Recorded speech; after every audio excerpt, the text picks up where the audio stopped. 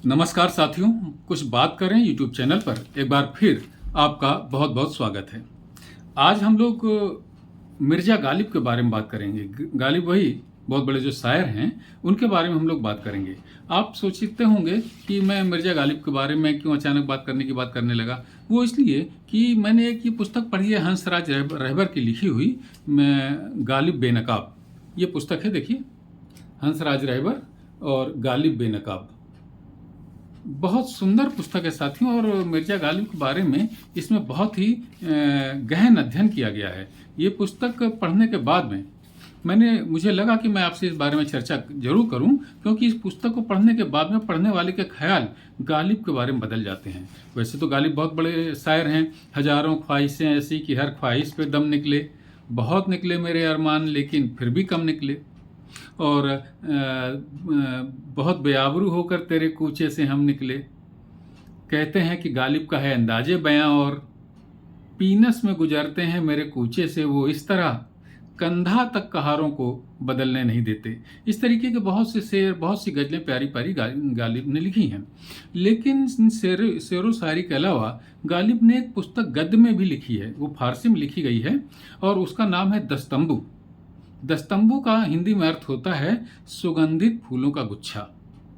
और ये पुस्तक लिखी गई है अंग्रेजों की जो महारानी थी विक्टोरिया, उनके लिए लिखी गई है। उनको ये पुस्तक भेजी गई थी। गालिब का जन्म जान लीजिए कि गालिब का जन्म हुआ था 17 दिसंबर 1797 में। नेट पर खोजने में कई जगह 17 दिसंबर न लिख करके 27 दिसंबर भी मिलता है, लेकिन मैंने जो एक पुस्तक आपको दिखाई है हंसराज रहबर की, उसमें 17 दिसंबर ही लिखा हुआ है। तो सन आप देख लीजिए 1797। और उनका जो देहांत हुआ वो 15 फरवरी 1869 में हुआ। गालिब का देहांत, यानी वो 71 वर्ष तक जिए। तो ये जो पुस्तक दस्तंबू उन्होंने लिखी है, ये शुद्ध रूप से अंग्रेजों की तारीफ में लिखा हुआ कसीदा है गालिब का।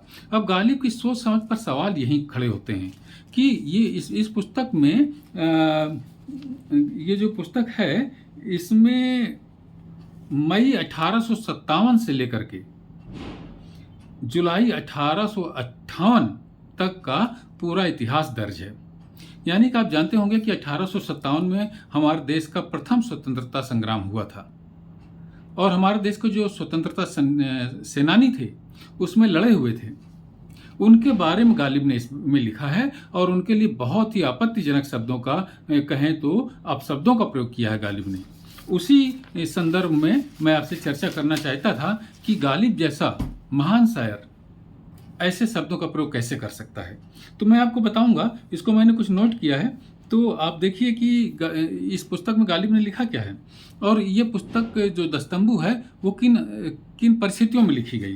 तो मैंने कुछ लिखा है नोट, उसको मैं आपको पढ़ करके सुनाता हूँ कि दरअसल 1857 के स्वतंत्रता संग्राम के बाद गालिब की 3 सालों तक पेंशन बंद रही, क्योंकि गालिब दिल्ली के जो बादशाह थे बहादुर शाह जफर, उनके दरबार में भी आते जाते थे।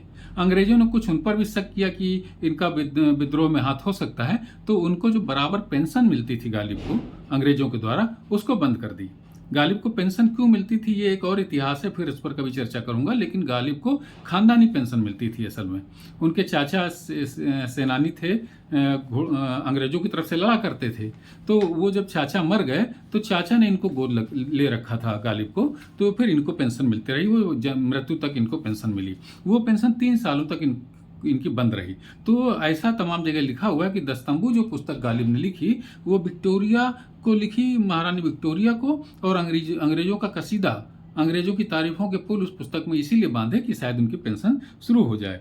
तो 3 सालों तक ये पेंशन बंद रही। इस दौरान गालिब ने अपनी पेंशन खुलवाने के लिए दस्तंबू नाम की ये पुस्तक लिखी, और इसमें स्वतंत्रता के संघर्ष की और स्वतंत्रता के दीवानों की भरपूर आलोचना है।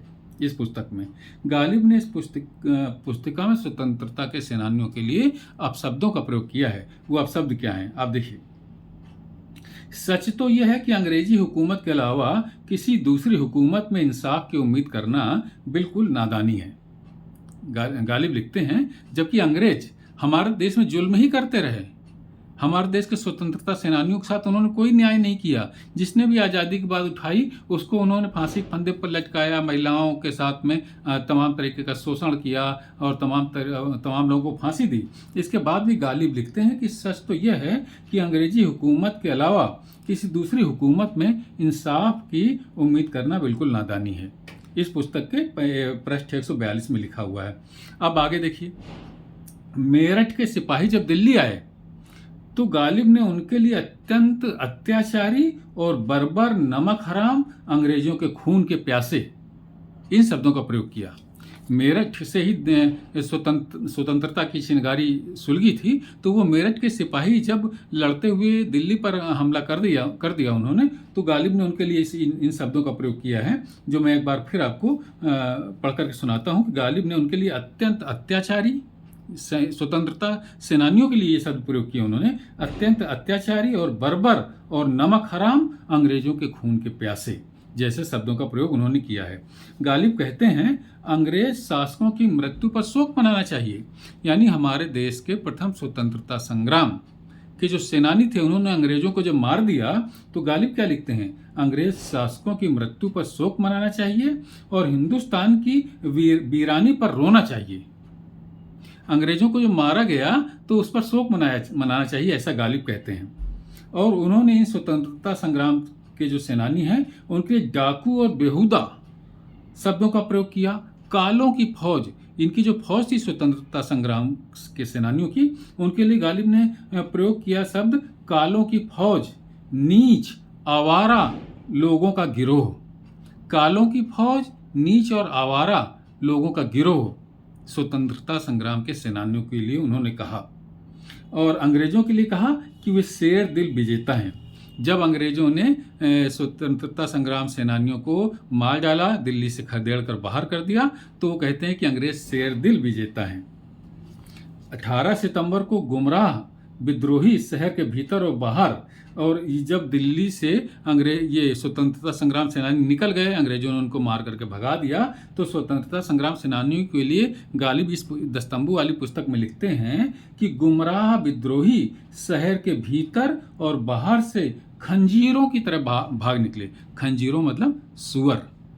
वो गालिब स्वतंत्रता संग्राम सेनानियों के लिए कहते हैं कि सुअर की तरीके से भाग निकले और विजेताओं ने शहर के किले पर फिर अधिकार कर लिया। सुनिए साथियों कि स्वतंत्रता संग्राम सेनानियों के लिए इन्होंने कैसे कैसे शब्दों का प्रयोग किया है। कालों की फौज, नीच, अंग्रेजों के खून के प्यासे, सुअर की तरीके से भाग निकले, इस तरीके के शब्दों का प्रयोग गालिब ने स्वतंत्रता संग्राम सेनानियों के लिए किया है। और ये 7 अक्टूबर की दास्तान लिखते हुए गालिब स्वतंत्रता सेनानियों के लिए बद्दुआ करते हैं कि खुदा करे कि इनके दिल खून हो जाएं और उनके हाथ खुदा करे कि बेकार हो जाएं जो लड़ाई के लिए खुले हुए हैं। गालिब ईश्वर से ये दुआ मांगते हैं कि जो हमारे ये स्वतंत्रता संग्राम सेनानी हैं 1857 के, उनके दिल खून हो जाएं और उनके हाथ बेकार हो जाएं जो लड़ाई के लिए खुले हुए हैं। 18 मार्च को जब अंग्रेजों ने लखनऊ को भी फतह कर लिया, पहले लखनऊ भी अंग्रेजों के स्वतंत्रता संग्राम सेनानियों के कब्जे में आ गया था, और जब उन्होंने फतह कर लिया लखनऊ को भी अंग्रेजों ने, तब गालिब लिखते हैं कि मेरी आत्मा को शांति पहुंची है। इस तरीके की अनगिनत बातें साथियों स्वतंत्रता संग्राम सेनानियों के लिए गालिब ने इस पुस्तक में लिखी हुई हैं, जो घोर आपत्तिजनक है। अब सवाल ये उठता है कि कोई सामान्य व्यक्ति इन शब्दों का प्रयोग करता तो कहा जा सकता था कि सामान्य व्यक्ति है और लोगों की अलग अलग धारणाएं होती हैं, लेकिन गालिब तो बहुत बड़े शायर थे। भारत में ही नहीं दुनिया में उनका नाम है, ऐसा प्रचारित किया गया है। हालांकि हंसराज रहबर लिखते हैं कि कुछ स्वार्थी तत्वों ने हिंदुस्तान की सभ्यता और संस्कृति पर चोट पहुंचाने के लिए गालिब को इतना ऊंचा उठा दिया, लेकिन वो तो बहुत बड़े शायर हैं। इसलिए बात की जा रही है कि स्वतंत्रता संग्राम सेनानियों के लिए इतने आपत्तिजनक शब्दों का प्रयोग करने वाला लेखक, अच्छा लेखक भले ही हो लेकिन अच्छा इंसान नहीं हो सकता। इसलिए मेरा व्यक्तिगत साथियों ये विचार है कि लेखक जो होता है उसको हम लोग बड़ा अच्छा और बहुत ही ईमानदार और निष्ठावान व्यक्ति मान लेते हैं, जबकि लेखन सिर्फ एक हुनर है। जैसे दूसरों लोगों के पास व्यापार करने का हुनर होता है, या और किसी तरीके का हुनर होता है, ऐसे ही लिखने वालों के पास में लिखने का एक हुनर है, इस वजह से वो तमाम चीज़ें लिख लेते हैं। वरना इसके अच्छा आदमी होना कोई आवश्यक नहीं कि एक लेखक है तो वो अच्छा ही आदमी हो। गालिब के लिए भी यही बात लागू होती है कि वो बहुत बड़े लेखक हो सकते हैं लेकिन अच्छे इंसान नहीं हो सकते, क्योंकि उन्होंने स्वतंत्रता संग्राम सेनानियों के लिए बहुत ही आपत्तिजनक सुअर, कालों की फौज, इस तरीके के शब्दों का प्रयोग किया है। ईश्वर से दुआ मांगी है कि इनके हाथ बेकार हो जाएं जिन हाथों से ये लड़ रहे हैं। ऐसी गालिब ने दुआ मांगी, इनको कैसे अच्छा इंसान आप कह सकते हैं? यानी कि आप देशभक्त कह सकते हैं? भारत के लिए इनकी निष्ठा को आप सराहना कर सकते हैं? नहीं कर सकते। हालांकि गालिब का ही एक शेर है, मैं उसी से अपनी बात खत्म करूंगा कि काबा किस मुंह से जाओगे गालिब, शर्म तुमको मगर आती नहीं। तो साथियों, मेरा ख्याल है कि गालिब की जो हकीकत है उसको आप समझ गए होंगे इस पुस्तक के माध्यम से जो मैंने आपसे चर्चा की है। तो साथियों, कल किसी और मुद्दे पर आपसे बात करूंगा। आज के लिए बस इतना ही। अगर आपने मेरे चैनल को सब्सक्राइब नहीं किया तो कृपया सब्सक्राइब करें, लाइक करें, और इस वीडियो को के बारे में अगर आपकी कुछ राय है तो अपनी टिप्पणियों से मुझे जरूर अवगत कराएं। जय हिंद, वंदे मातरम।